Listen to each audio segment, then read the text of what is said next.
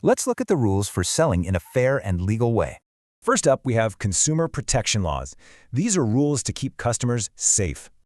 These laws are very important. They protect customers and also your business. It's pretty simple, actually. There are just 4 main rules you need to know. Okay, rule number 1 is a big one. Always be truthful. This just means you tell the customer all the facts. You must not hide anything. Okay, on to rule number 2. This one is all about clear prices. Basically, the price you show is the price the customer pays, no hidden fees. Rule 3 is about what happens after the sale. It's about customer rights. So, if a product is faulty, customers have rights. Make sure you know them. And finally, rule number 4. You need to follow your industry's own rules. Right. Many industries have special codes of practice that you need to know. These codes often ban things like pushing customers too hard or making false claims. Okay, so what happens if you are just not sure about one of the rules?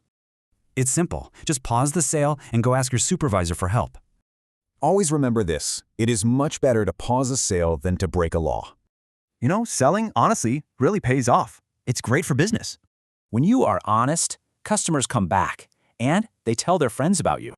And that is the true reward of selling the right way, inside the law.